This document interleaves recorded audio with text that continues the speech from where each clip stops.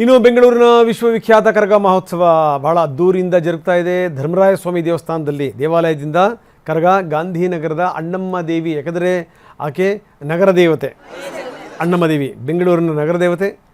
ಅಲ್ಲಿಗೆ ತಲುಪಿ ಅದಾದ ನಂತರ ಆಂಜನೇಯ ಸ್ವಾಮಿ ದೇವಾಲಯಕ್ಕೆ ಬಂತು. ಅಲ್ಲಿಂದ ಮೆರವಣಿಗೆ ಮುಖಾಂತರ ಕರಗ ಸಾಗಿತು.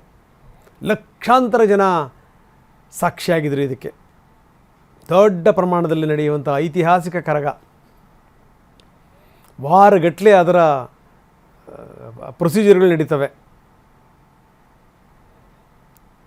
ಲಕ್ಷಾಂತರ ಭಕ್ತರು ಕರಗವನ್ನು ಕಣ್ತುಂಬಿಕೊಳ್ತಿದ್ದಾರೆ. 16ನೇ ಬಾರಿ ಜ್ಞಾನೇಂದ್ರ ಸ್ವಾಮಿ ಕರಗ ಹೊತ್ತಿದ್ದಾರೆ. ಸೊ ಇದು ಸಂಗತಿ. ಕರಗ ಯಾವ ರೀತಿ ಸಾಗ್ತಾ ಇತ್ತು ಏನು ಅದರ ವಿವರಗಳನ್ನು ನಾವು ನಿಮಗೆ ತೋರಿಸ್ತಾ ಇದ್ವಿ. ಜೊತೆಗೆ ಅಂದರೆ ತಿಗಳರಪೇಟೆಯಲ್ಲಿರುವಂಥ ಪೈಲ್ವಾನ್ ಶ್ರೀನಿವಾಸ್ ಅವರ ಮನೆ ಅಂಗಳಕ್ಕೂ ಕೂಡ ಬಂತು ಕರಗ.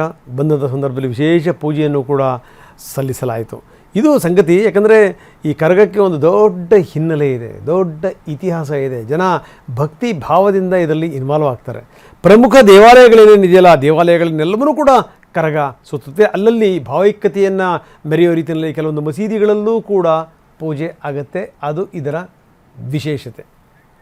ಇನ್ನು ಈ ದಾವಣಗೆರೆ ಚುನಾವಣೆ ಬಗ್ಗೆ ಮಾತಾಡಲೇಬೇಕು. ಯಾಕಂದರೆ ದಾವಣಗೆರೆಯಲ್ಲಿ ಎಷ್ಟು ಕಸರತ್ತು ಮಾಡಿದರೂ ಕೂಡ ಕಾಂಗ್ರೆಸ್ ಬಂಡಾಯ ಸರಿ ಹೋಗ್ತಾ ಇಲ್ಲ. CM ಬಂದರು, DCM ಬಂದರು, ಇವ್ರು ಯಾರು ಬಂದರೂ ಕೂಡ ಕೆಲ ಮುಸ್ಲಿಂ ನಾಯಕರು ಇನ್ನೂ ಕೂಡ ಇನ್ವಾಲ್ವ್ ಆಗ್ತಾ ಇಲ್ಲ. ಯಾಕಂದರೆ ಈ ಟಿಕೆಟ್ ಕೈ ತಪ್ಪಿದ್ದಕ್ಕೆ ಇನ್ನೂ ಕೂಡ ಬೇಸರ ಇದೆ ಅವರಿಗೆ. ಜಬ್ಬಾರ್ ಮತ್ತು ಸಿರಾಜ್ ದೂರನೇ ಉಳ್ಕೊಂಡಿದ್ದಾರೆ, ಪ್ರಚಾರಕ್ಕೂ ಕೂಡ ಬರ್ತಾ ಇಲ್ಲ. ಸಮರ್ಥ ಶಾಮನೂರಿಗೆ ಟಿಕೆಟ್ ಕೊಟ್ಟಿದೆ ಕಾಂಗ್ರೆಸ್. ಇನ್ನು ಕೈ ಅಭ್ಯರ್ಥಿ ಪರ ಈ ಸಾದಿಕ್ ಮತ್ತು ಖಾಲಿದ್ ಇವರೆಲ್ಲರೂ ಕೂಡ ಕೆಲಸ ಮಾಡ್ತಾ ಇದ್ದಾರೆ. CM ಆತ್ಮೀಯ ಬಳಗದಲ್ಲಿ ಗುರುತಿಸ್ಕೊಂಡಿದ್ದರು ಜಬ್ಬಾರ್. ಆದರೆ ಅಬ್ದುಲ್ ಜಬ್ಬಾರ್ CM ಬಂದರೂ ಕೂಡ ಬರಲಿಲ್ಲ.